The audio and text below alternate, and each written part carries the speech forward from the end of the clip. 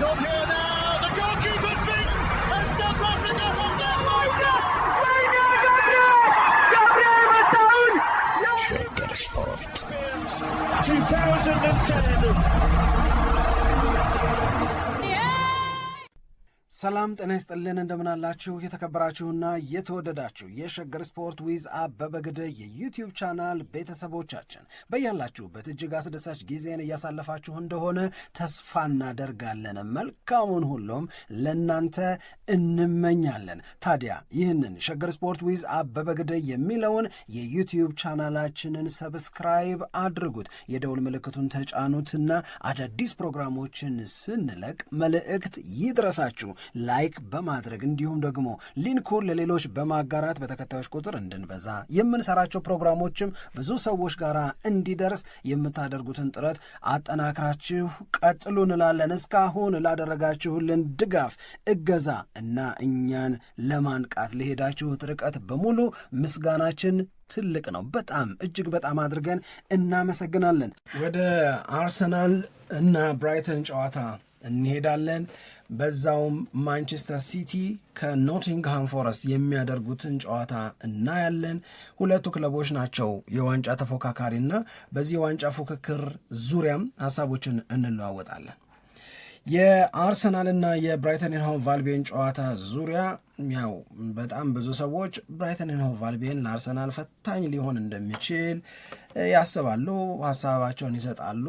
በግልም እኔ ብራይተንን ፈርቼዋለሁ የሚል አስተያየት የሚሰጡ ሰዎች ያጋጥሙኛል።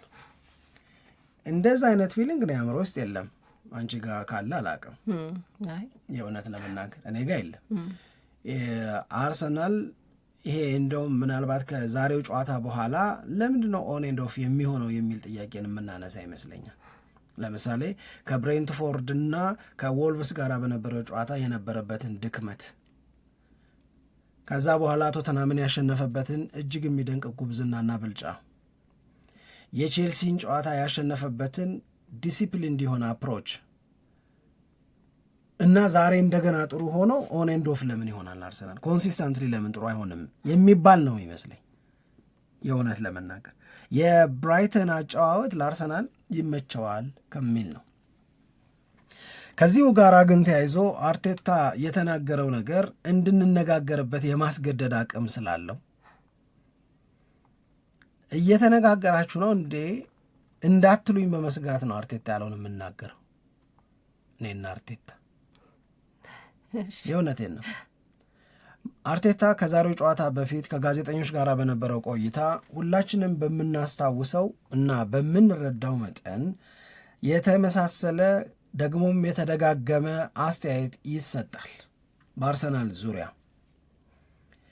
የሚሰጠው ይሄ የተደጋገመ አስተያየት የቆሙ ኳሶችን ወደ ጎልነት መቀየር ላይ የሚተማመን ቡድን ነው፣ ኤሴት ፒስ ቲም ብለው ይጠሩታል። ኮርና ብቻ ብለው የሚሉ ሰዎች አሉ። ለመበሻሸቅ ሊረዳ ይችላል። ነገር ግን በእግር ኳስ ከመበሻሸቅ ውጪ በእግር ኳስ ኮንሰፕት ወይም በእግር ኳስ ጽንሰ ሐሳብ ውስጥ ሆነን ከሆነ የምናወራው ግን ይሄንን ታደንቂ ይሆናል እንጂ ማብሸቂያ አድርገሽ ልታቀርቢው አይገባምም አትችይምም። ይሄንን ለመጀመሪያ ጊዜ አይደለም እኔ እያልኩ ያለሁት። በእግር ኳስ አንድ ቡድን ሻምፒዮን እንዲሆን፣ አንድ ቡድን አሸናፊ እንዲሆን የሚያስፈልጉት የተለያዩ ጉብዝናዎች አሉ። ከእነዚህ ጉብዝናዎች መካከል አንደኛው በቆመ ኳስ እድል መፍጠር፣ በቆመ ኳስ ጎል ማስቆጠር ነው። ብቸኛው አይደለም። ስለዚህ በብዙ በእግር ኳስ ውስጥ ሊኖሩ የሚችሉ ጠንካራ ነገሮች መካከል አንዱ ላይ ጎበዝ ስትሆኚ ስምሽ መቀየር የለበትም፣ ጎበዝ ነው መባል ያለብሽ። ይህንን እኮ አምጥተኸዋል፣ ይህንን ጨምር ነው እንጂ የምልሽ የጎበዝሽበትን ነገር ማብሸቂያ፣ የጎበዝሽበትን ነገር መውቀሻ አድርጌ ላቀርበው አልችልም። እኔ በእግር ኳስ ውስጥ በተለያዩ አስፔክቶች ጎበዝ መሆን መቻል አለብሽ። በማጥቃት እንቅስቃሴ ማጥቃት ሊተገበር የሚችልባቸው የተለያዩ መንገዶች አሉ። በእነዚህ መንገዶች ሁሉ በሁሉም ከቻልሽ ምርጡኝ which በጣም አሪፍ ነገር ስለሆነ ማጥቃት ሊተገበር በሚችልባቸው መንገዶች በሙሉ ጎበዝ መሆን ማትችይ ከሆነ ጎል ማስቆጠር በሚቻልባቸው መንገዶች በሙሉ በሁሉም አሪፍ መሆን ማትችይ ከሆነ በተወሰኑት ላይ ጎበዙኝ።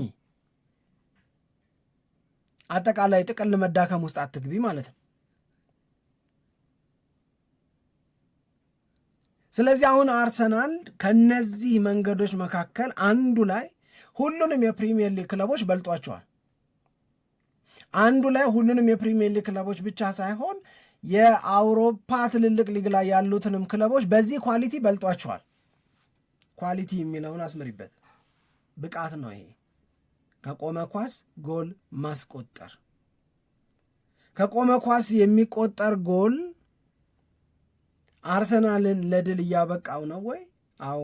የታያችሁ ቻምፒዮንስ ሊግ ላይ የታያችሁ ካራባው ካፕ ላይ ምን ደርሶ እዛ ጥለው ማለፍ ገብቷል። አንደኛው ነው። እዚህ ለፍጻሜ ተፋላሚ ይሆናል። በፕሪሚየር ሊግ አንደኛ ነው። በኤፍኤ ካፕም እስካሁን አለበት። በአራቱም ውድድሮች ላይ አለበት።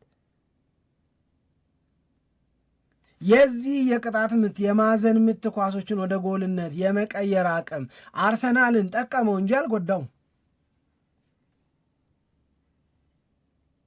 አደገኛ ተገባበር ነው የሚከተሉት ቲሞች። ተቀያየሩና ሞከሩት። አብዛኞቹ ላይ አርሰናል ጎል እያስቆጠረ ነው። ይህ አንድ ነገር ነው። ይህንን በተመለከተ አስተያየት ሰጪው ወቃሹ ስለበዛ ይመስለኛል አርቴታ ከዛሬው ጨዋታ በፊት ይህንን እንደ ኢሹ አንስቶ ወይም እንደ ጉዳይ አንስቶ የራሱን አመለካከት የተናገረው። አርሰናል ከቆሙ ኳሶች ጎል የማስቆጠር አቅሙ ጥሩ ስለሆነ በዘንድሮ የውድድር ዓመት ለአርሰናል ጎል ያገቡ ተጫዋቾች ቁጥራቸው 16 ደርሷል።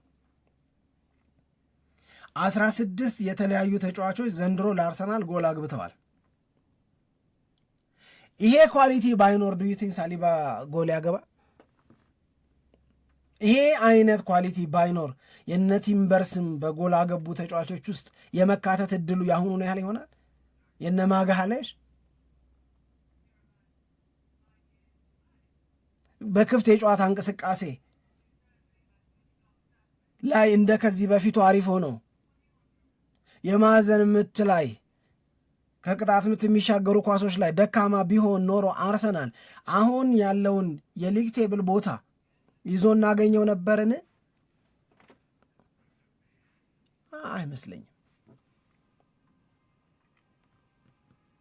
አይመስለኝም።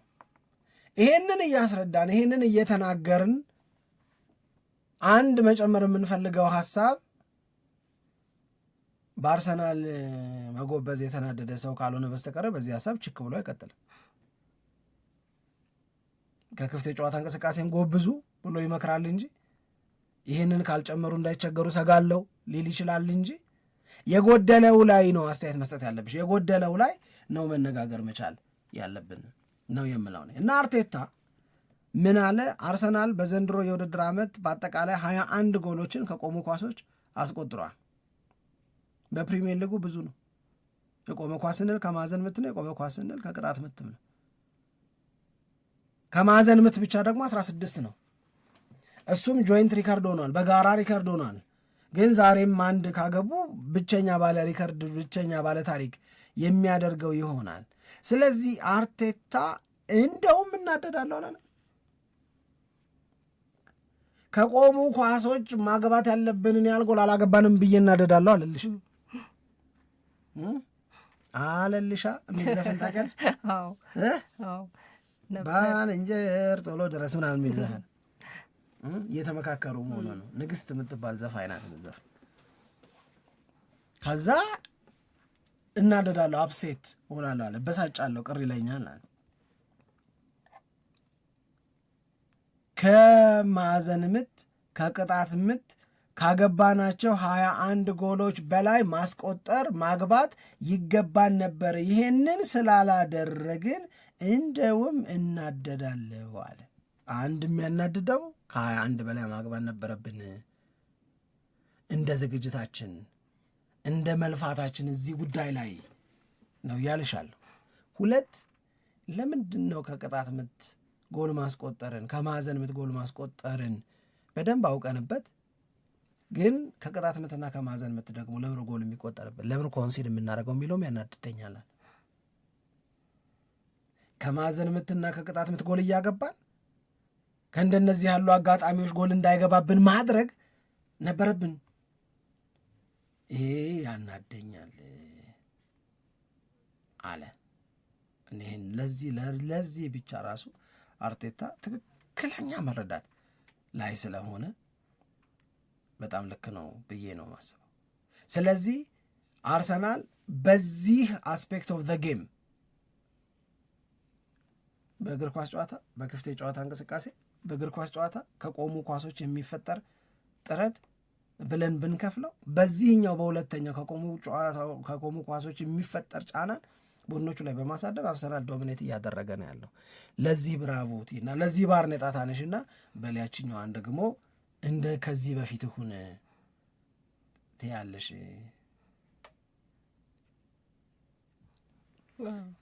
እና አርቴታ አንድ ጥያቄ ጠይቋችኋለሁ ሁላችሁ። ከክፍት የጨዋታ እንቅስቃሴ የሚገኝን ጎል በደንብ ሰለብሬት አድርገሽ ከማዕዘን ምት የሚገኝን ጎል ሰለብሬት የማላረግበት ምክንያት ካለ ነገሩኛል።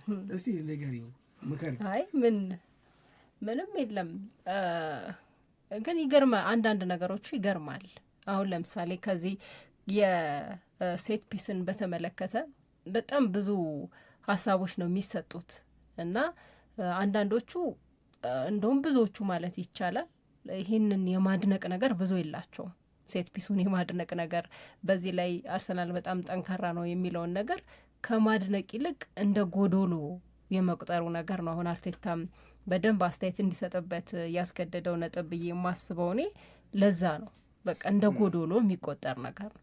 ምናልባት እንደ ጎዶሎ እንዲቆጠር ያደረገው ነገር ብዬ እኔ ምገምተው አርሰናል ከክፍት የጨዋታ እንቅስቃሴም በሚያስቆጥራቸው ጎሎች ምናልባት አነስተኛ ስለሆኑ ከዛ ጋራ የሚመጣጠን አይደለም ተብሎ በንጽጽር እየቀረበ ካልሆነ በስተቀረ አሁን በአርሰናል መነሻነት እኮ ብዙ የተቀየሩ ነገሮች አሉ ተብሎ ነው እንደው ማስተያየት ሁሉ የሚሰጠው። ለምሳሌ ይህ የማዕዘን ምታውን ሊመታ ሲል ያለው ነገርን በተመለከተ ባለፈውም ከውልቭስ ጨዋታ በፊት አርነ ስሎት ሲናገሩ ነበር። በእርግጥ ይሄ አርሰናልን ብቻ የተመለከተ አይደለም፣ ግን አጠቃላይ በፕሪሚየር ሊጉ አሁን የማዕዘን ምት አጠቃቀም ጉዳይና የተጫዋቾች የግርግር ነገር በቃ ተቀይሯል። ሙሉ ተጫዋቾች እኮ እዛ ልክ ሊመታ ሲል ሙሉ ተጫዋቾች እዛው ነው በቃ ግብ ድብድብ ነው የሚፈጥሩት እና ይሄን ነገር እንደውም የሆነ ነገር መደረግ አለበት የሚል አሁን የትንታኔ ባለሙያዎችም አሰልጣኞችም አስተያየት እየሰጡ አይቻለሁ። የሆነ ነገርማ መደረግ አለበት፣ በዚህ ሁኔታ እንዴት ነው የሚቀጥለው የሚል ሀሳብ አለ እና የአርነ ስሎት ሲናገሩ የሰማሁት ነገር አሁን እኔም ብትጠይቁኝ በፍጹም የሚያዝናናኝ ነገር አይደለም። በቃ የተከለከለ ነገር አይደለም። ተጫዋቾች ያንን ይተገብራሉ፣ ዳኞችም የሚቀጡበት አግባብ የለም። ግን ብትጠይቁኝ ግን በፍጹም የሚያዝናናኝ አይደለም። አሁን ለምሳሌ አርሰናል ቼልሲ ላይ ካገባቸው ጎሎች መካከል አንደኛው ላይ የቼልሲ ግብ ጠባቂ ሳንቼዝ በደል ተፈጽሞብኛል፣ በግርግሩ መሀል ይታይልኝ አለ። እኔም እውነት መሰለኝ። የሆነን ለመናገር እውነት በቃ የሆነች ነገር ትኖራለች ወይ ዴክላን ራይስ አንቆ እንደያዘው የተያዘ ነገር ይኖራል። ጎሉ ይጸድቃል አይጸድቅም፣ የቲምበር ጎል ይጸድቃል አይጸድቅም የሚለውን ኮስችን እንድናደረግ የሚያደረግ ነው። በኋላ የእውነት ለመናገር ግራ ያጋባኝ ለምንድን ነው ኮምፕሌን ያደረገው በሚል ነው። ምንም ንክኪ እኮ የለውም። ሳንቼስን በረኛውን የሚከለክል የሚጋርድ እሱን የሚጎትት ከእንቅስቃሴና ከጥረት ውጭ የሚያደርግ ምንም ነገር አልነበረም ነው። ለምንድን ነው ኮምፕሌን ያደረገው አለ ኮሜንታተሩ። ክሊር ነው። ምንም አይነት ነገር የለም። አዎ ግርግር አለ እዛ ቦታ ላይ በጣም ብዙ ተጫዋቾች አሉ፣ ግርግር አለ፣ መተናነቆች አሉ። ቅድም እንዳልሽው ነው። አሁን የቫር ዘመን ላይ ነን ያለ ነው አይደለ? ዳኛው በአፍላ እንቅስቃሴ ወቅት ባያዩት በቪዲዮ አሲስታንት ሪፈሪው ታግዘው ወይ ፒች ሳይድ ሄደው ያያሉ። ያዩት ነገር በሂደቱ ላይ ጥፋት እንደነበረ የሚያሳይ ነገር ከተገኘ ጎሉ አይጸድቅም። እስካሁን አርሰናል እንደዚህ ዲና የተደረገበት ነገር የለም። አሁን መነጫነጫ አያስፈልግም። የሚያስፈልገው መዘጋጀት ነው። አሁን የአርነ ስሎት ለኔ ንጭንጭ ነው እንዳሉት ነው። አርቴታም እኮ ብሏል፣ አንዱ ጎል ከሌላው ጎል ይልቅ ውብ ሊሆን ይችላል። የክፍት የጨዋታ እንቅስቃሴ ጎል የበለጠ ተመራጭ ሊሆን ይችላል ለዩቲዩብ ካልሆነ በስተቀር አለ። ለእግር ኳስ ግን በእግር ኳስ ፕሪንሲፕሎች በእግር ኳስ መርሆች ከሆነ ግን የተከለከለ ነገር አይደለም፣ የተፈቀደ ነገር ነው። ስለዚህ አርሰናል ተፈቅዶ ለሁሉም ተፈቅዶ የጎበዘበትን ነገር አንቺም በተፈቀደልሽ ነገር ራስሽን በሚገባ አዘጋጅተሽ አርሰናል ጎል እንዳያገባብሽ ማድረግ ነው እንጂ ያለብሽ ግን ደስ አይልም እያልሽ አስተያየት ትሰጫለሽ። በቃ ጌት ሬዲ፣ ምንም ሌላ አማራጭ የለሽም። ኔክስት ሲዝንም ላይ እስካዋጣው ድረስ አርሰናል የሌሎቹን ኳሊቲዎችን ይጨምር ይሆናል እንጂ የጎበዘበትን ይቀንሳል፣ ያደበዝዛል። ለእኛ አለመመቸት ብዬ አላስብም። የሚሻለው የአርሰናልን የቆሙ ኳሶች አጠቃቀም እንዴት ልከላከለው ብሎ ራስን ማዘጋጀት ነው የሚመስለኝ ለእኔ። ከተጫዋቾች መጎዳት ጋራም በተያያዘ አርቴታ የተናገራቸው ነገሮች አሉ። እኔ የካይ ሃቨርትዝ ነገር አንዳንዴ ግራ ይገባኛል ሆነን ለመናገር። መልሶ እንደገና የጉዳት የህመም አይነት ስሜት አለው። ለዛሬው ጨዋታ ዝግጁ መሆን አለመሆኑ ስሙ ተነስቶ እሱም ማብራሪያ እየሰጠን ያለው በቀደሙ ጨዋታ በኋላ ብዙም ልምምድ አልሰራንም ግን እስኪ ዛሬ የምናየው ይሆናል አለ እና መቆየትና ማየት አለብን። ለጨዋታው ዝግጁ ነው አይደለም የሚለው በነበሩን መጠነኛ የሪከቨሪ ሴሽኖች ላይ ወይም ከዛኛው ጨዋታ የማገገም እንቅስቃሴዎች ላይ ነበረ፣ ተሳትፎ አድርጓል። ግን ሂ ኢዝ ኖት ኦኬ። ከሃቨርትስን በተመለከተ ማርቲን ኦዴጋርድን በተመለከተ አሁንም ማየት ነው ያለብናል። እርግጠኛ መሆን አልችልም በዛሬው ጨዋታ ላይ አሁን ለእናንተ መግለጫ በምሰጥበት ሰዓት ላይ እርግጠኛ ሆኜ መናገር አልችልም። በሆኑ ነገሮች ላይ ምቾት እየተሰማው እንደሆነ አስተውያለሁ። ነገር ግን የተሟላውን ለጨዋታ ዝግጁ የሆነውን ኦዴጋርድን አይቻለሁ አላየውም። የመጨረሻ የሕክምና ባለሙያዎቹን አስተያየትና ውሳኔ ነው መጠበቅ ያለብኝ የሚል አስተያየትን ሰጥቷል። ዴክላን ራይስን በተመለከተ የተሻለ ስሜት ላይ ነው የሚገኘው ብለዋል። እንግዲህ ልምምድ ላይ ቅድም እንደተባለው ጠንካራ ልምምድ ምናምን አልተሰራም፣ ነገር ግን ዛሬ የበለጠ የተሻለ ስሜት ይኖረዋል ብዬ አስባለሁ ብሎ በሱ ላይ እንደውም የበለጠ የተሻለ የመጫወት እድል እንዳለው የበለጠ መተማመን እድል እንዳለው አንዳንዶች የበቀደሙን የዴክላን ራይስን ጥሩ አለመሆን ከህመምና ከጉዳት ጋር አያይዘውት ነበረ። እኔ በቃ የዛን ቀን ጥሩ ካለመሆን ጋራ ነው የማያይዘው። እኔ በጉዳት ምክንያት ከሜዳ የሚያስርቅ ነገር የለውም። ያልገባኝን ነገር ልጠይቅሽ፣ ዴቪድ ራያም ደህና ነው አለ። ነበረ እንዴ ጥርጣሬው? እኛ ላየ ነው። እንዲሁም ጨዋታው ላይ በጣም ጥሩ እንቅስቃሴ ነው ያሳየው። ምናልባት እንግዲህ ሾኪንግ የሚሆነው እሱ ካልኖረ ነው። ካልኖረ ከባድ ነው ግን ምናልባት ከጨዋታው በኋላ ወይም ደግሞ በጨዋታው ላይ ስሜቶቹን በጣም ተቆጣጥሮ ጨዋታውን ጨርሶ ከሆነ አናውቅም። ግን ደህና ነው ብሏል። ደህና ነው፣ ያን ያክል እንትን የሚል ነገር የለውም። ግን አርቴታ ብዙ ጊዜ ስለ ተጫዋቾች ጉዳት ሲናገር የሆነ ደስ የሚል ነገር አይደለም የሚናገረው። ሁል ጊዜ ተጨማሪ ምርመራ፣ የመጨረሻውን ልምምድ እናያለን ምናምን የሚል ተመሳሳይ ነገር ስለሆነ የሚናገረው ከሱ የተጫዋቾች ጉዳትን በተመለከተ በቃ ይሄ ጥርት ያለ መረጃ ማግኘት አይቻልም። በተደጋጋሚ የሚናገረው እንደዛ ስለሆነ ግን ስሙን አንስቶታል። ምናልባት እንግዲህ የዛሬው ጨዋታ ላይ አርቴታ ተጫዋቾችን በጣም አፈራርቆ ይጠቀማል ወይንስ ደግሞ የሚለውም አንድ የሚነሳ ነገር ነው። ግን አይመስለኝ። ግን በበቀደሙ ፐርፎርማንስ ላይ የቡካዮ ሳካ እንቅስቃሴ ብዙ የተወደደ አልመሰለኝም። እኔም ብዙ ክፍተት የታየበት ይመስለኛል እና ምናልባት የዛሬው ጨዋታ ላይ ማዱኬ ያንን እድል ሊያገኝ ይችላል የሚል ግምትም አለ። እሱንም አይቻለሁ። ይሄ አንድ የሚነሳ ነገር ይመስለኛል። በሲቲ እና በኖቲንግሃም ፎረስት ጨዋታስ ምን ትያለሽ? ማንቸስተር ሲቲ በጣም አሪፍ ሁኔታ ላይ ነው ያለው ነው የምለው እኔም በጣም ተመችቶ አሁን ብዙ ሰዎች የሊድስ ራሱ እንዴት እንዳስጨነቀው ምናምን እንደዛ ከሆነ መጨነቅ ሁሉም ይጨነቅ። በእውነት እውነቴን ነው አስጨንቆታል ላስት ሚኒት ላይ ምናምን እንደዛ አይነት ሞመንቶች ከእግር ኳስ መቼም ቢሆን ይጠፋሉ ማለት አይደለም። ነገር ግን ጌሙን እንዴት አድርጎ ዶሚኔት እንዳደረገው ጌሙን እንዴት አድርጎ ኮንትሮል እንዳደረገው ማንቸስተር ሲቲን ያውም ያለ ሃላንድ ታይ ግድ የለም አሁን የማንቸስተር ሲቲን በተመለከተ ያለን ስሜት እየተሻሻለ የሚመጣ ይመስለኛል። የእውነቴን ነው የምነግርሽ። ለእኔ በጣም በጣም ምቾት በሚሰጥ ጉብዝና ላይ ነው ያለው ማንቸስተር ሲቲ። ሃላንድን በተመለከተ መቼ እንደሚመጣ አላቅም ብሏል። እችንም አላመንኳትም። እኔም ዛሬ የሚመለስ ይመስለኛል።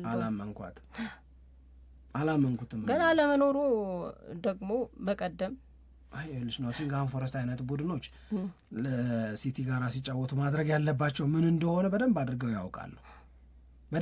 ያውቃሉ። ሃላንድ እንደ ዛሬ ባለው ጨዋታ ላይ ለእኔ በጣም በጣም በጣም በጣም በጣም ያስፈልጋል ባይ ነኝ። እኔ ደህና ከሆነ በዛሬው ጨዋታ ላይ የሚገባበት እድል ካለ ለእኔ በጣም አሪፍ ነው። ለማንቸስተር ሲቲን በደንብ ያግዛል ብዬ ነው የማምነው።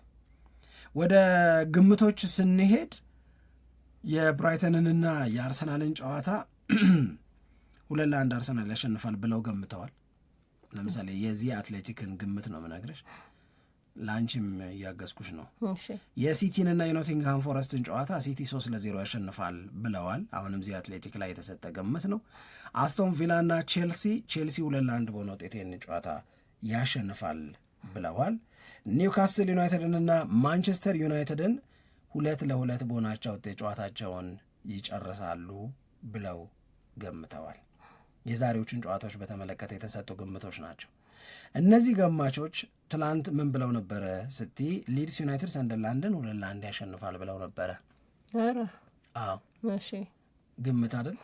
ሰንደርላንድ ያሸንፋል። በርንመዝና ብሬንትፎርድ 2-1 ያሸንፋል ብለው ነበር የትላንትና ግምታቸው። ኤቨርተንና በርንሌይ ኤቨርተን 2-0 በሆነ ውጤት ያሸንፋል ብለው ነበረ።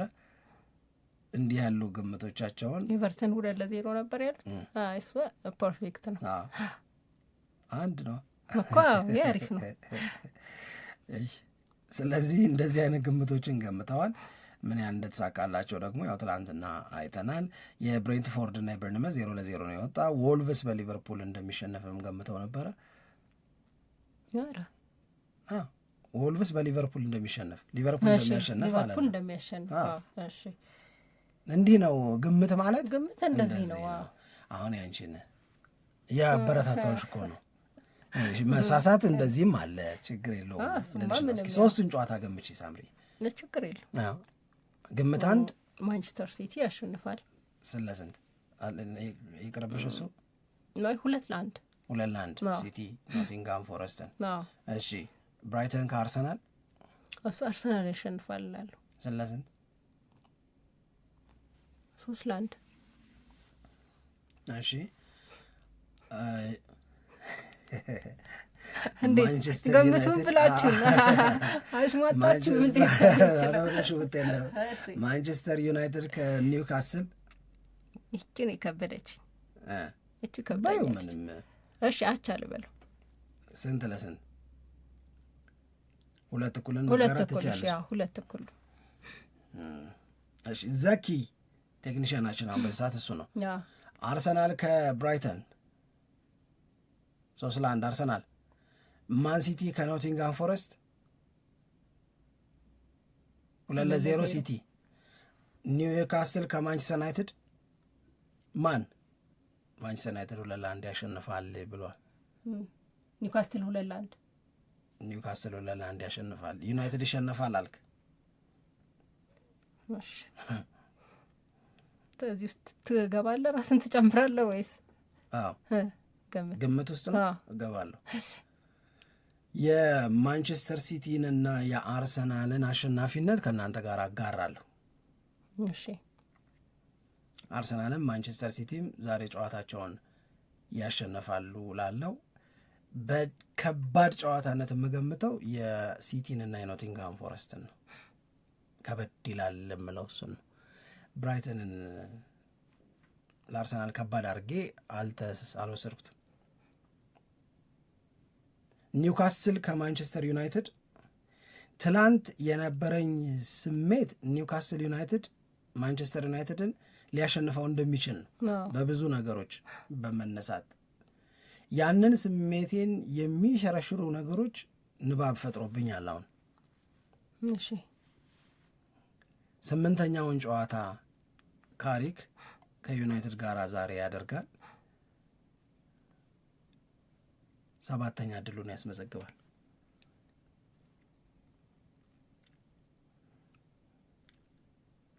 እሺ ምን ነው ዝምታው? ምንድነው ዝምታው? ስለዚህ ማንቸስተር ዩናይትድ ያሸንፋል ዛሬ። እሺ በጣም ነው የገረመኝ።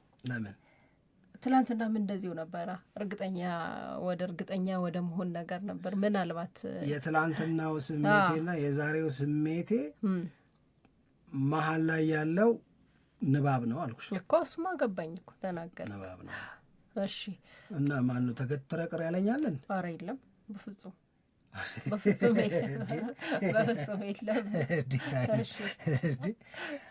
መብት ያለ አድማጮችም ገምታችሁን ላኩ። እስቲ በእኔ ወገኑን እስቲ ዛሬ በእኔ ወገኑ ነውና እስቲ የምትሉትን እንስማ። እሺ በጣም እናመሰግናለን አድማጮቻችንን።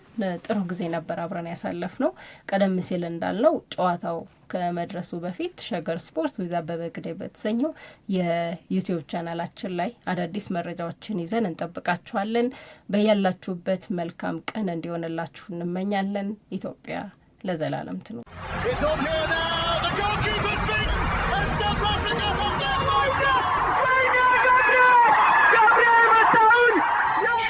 Sport 2010